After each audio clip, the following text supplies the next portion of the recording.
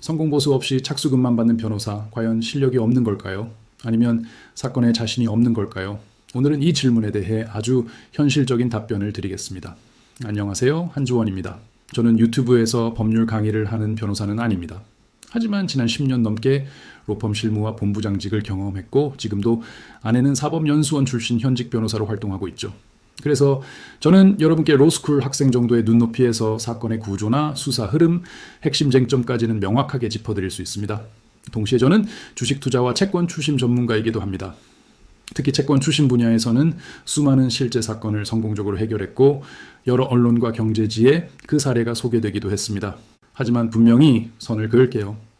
사법연수원 출신 변호사들이 수행하는 정교한 법리 구성이나 서면 작성은 제 영역이 아닙니다. 자, 다시 본론으로 돌아와서 왜 어떤 변호사는 착수금만 받을까요? 이건 사건의 성격과 관련이 깊습니다.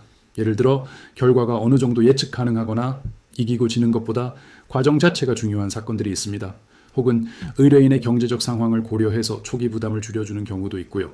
중요한 건 수사와 기소, 그리고 채권 회수 과정에서 변호사의 판단이 어디서 갈리느냐를 아는 겁니다.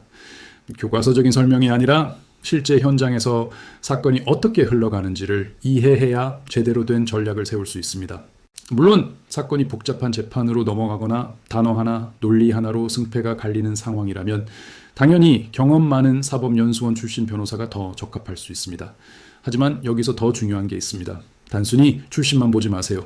실제로 내 사건을 누가 처음부터 끝까지 책임지고 직접 진행하는지가 가장 중요합니다. 변호사를 선임할 때는 최소 2곳 이상 상담받고 첫 상담에서 바로 계약하지 마세요.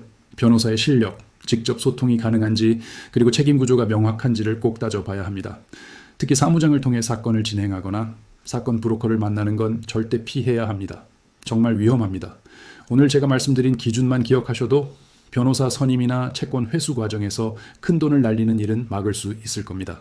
더 궁금한 점이나 무료 법률 상담이 필요하시다면 영상 설명란을 확인하고 편하게 문의해 주세요. 감사합니다.